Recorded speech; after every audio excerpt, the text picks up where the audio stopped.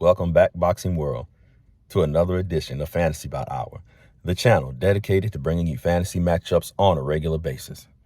If there's a particular matchup that you want me to cover, please leave it in the comments section, and I promise to honor your request. Please consider subscribing. Please share the video. Please share this content with fellow boxing fans. I greatly appreciate it. So, the fight I'll be covering in this video comes by way of request, and it is coming from Death from Up Above. I thank you for your request, and I thank you for participating in the channel. The fight that Death from Up Above requested is David Haye and Lennox Lewis. David Haye versus Lennox Lewis. Let's start with David Haye. I thought David Haye was a good fighter. He had the potential to be a superstar. I mean, he was flashy, he was slick, and he just had the personality. So he had everything going for him, in my opinion. The inactivity and the injuries, kind of derailed him. So unfortunately, David Haye was a missed opportunity. So I wish we would have got to see more of him. I wish we would have got to see more of him in bigger fights. And I was really disappointed when the Tyson Fury fight fell through. I was looking forward to that fight. I think it would have been a great stylistic matchup. It would have been a legendary fight and one for the ages. I believe that if that fight would have taken place, we'd still be talking about it today. And we definitely would have. So, man. But yeah. And his nickname was the Haymaker. He lived up to that name. Very slick with his shots. I loved his head movement, his upper body movement. And so, yeah, David Haye, he could have been a star. He could have been a star. So, and kudos to David Haye for the sparring match with Deontay Wilder. He showed some good stuff in that sparring match. So he's just one of those ones to where you never know. You never know if he would have been active, if he wouldn't have had the injuries. He could have been something. As far as Lennox Lewis is concerned, I truly feel that Lennox Lewis is criminally underrated. Lennox Lewis was a dangerous fighter, and he was a big guy who fought like a small guy. He moved like a small guy. He had hand speed like a small guy, very heavy-handed, the best jab in the history of boxing. And Lennox Lewis could do it all. Straight rights, 1-2 combinations, left hooks, right crosses, uppercuts. And when we think of uppercuts, we always talk about Mike Tyson. We think of Mike Tyson. Muhammad Ali had a good uppercut, but Lennox Lewis had an underrated uppercut. I mean, that guy could throw some uppercuts. So, and I know those uppercuts hurt. And so Lennox Lewis, an extremely dangerous fighter. When we talk about fighters who are killers, once again, Mike Tyson comes to mind, Joe Frazier comes to mind, Chavez, Duran, those guys. But Lewis really was a killer. He was a skilled killer. And from what I gathered, a lot of his opponents were scared to death of him, with good reason. So the guy's no joke. As far as his 2 knockout losses, I mean, come on, people. He was fighting the best of his era, and he was fighting in an era of killers. And I don't care what your skill level is. Anything can happen, especially at heavyweight. All it takes is one punch, and you're not going to get in there and not get hit. I don't care who you are. Floyd still got hit. And so I think fans put too much stock in those 2 losses. I don't know why.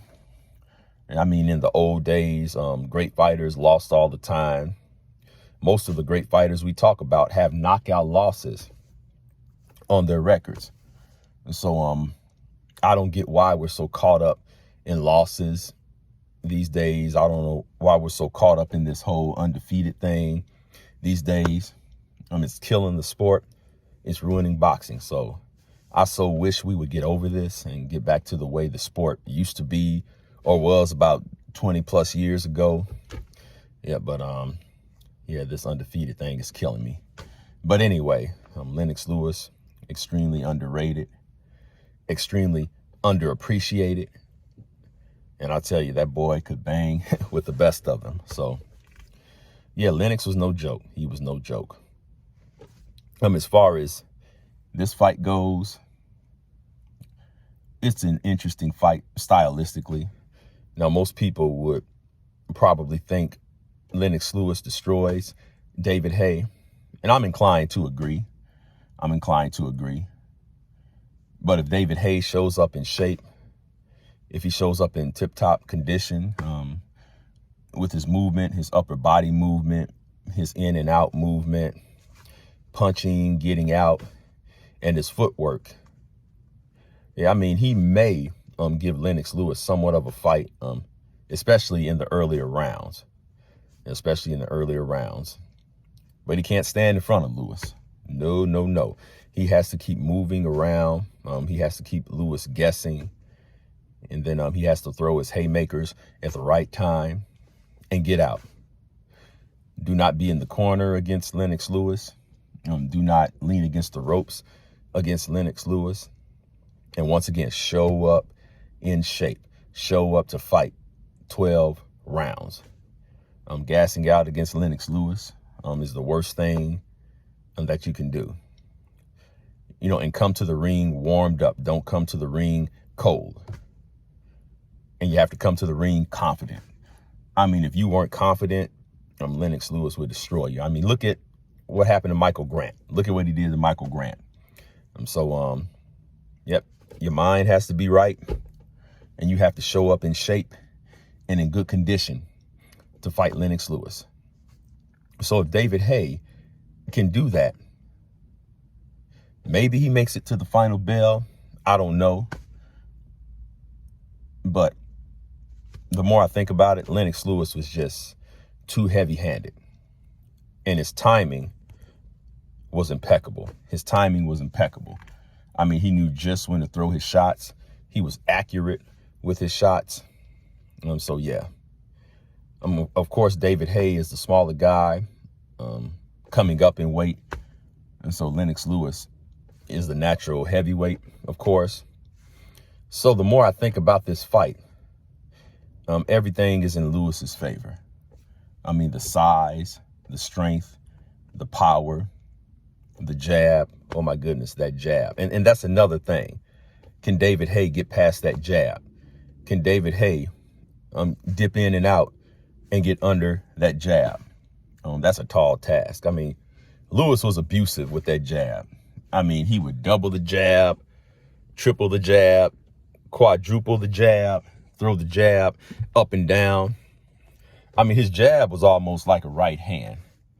And I remember in his second fight with Hasim Rahman, he opened up a cut just with the doggone jab. So somebody who can bruise you with the jab is a dangerous fighter. And I'm going on and on about Lennox Lewis because I'm not sure fans understand how good he was. I'm not sure fans understand how dangerous he was. And I don't think fans understand how talented he was. If I'm wrong about that, I mean, feel free to correct me. But yes, yeah, that jab, I tell you. So I'm not sure how successful David Haye would be in this matchup. I can tell you right now, David Haye probably is not going to beat Lennox Lewis. It's an interesting fight stylistically, just for the simple fact that David Haye moves around a lot. Good footwork, all the things I've already mentioned, the up and down. The upper body movement, the in and out, throws his punches, gets out of there. The best he can try to do is frustrate Lewis, embarrass Lewis, get the crowd on his side. But 9 times out of 10, David Haye is not going to make it to the final bell. I think Lewis is going to control him with that jab. Then he's going to control the distance with that jab. He's going to measure him with that jab. And at some point, he's going to drop that straight right or that overhand right. You know, it's going to. So I'll say that Lennox Lewis wins via 1-2 combination. So those are my thoughts. Let me know what you think, and I will see you on the next video.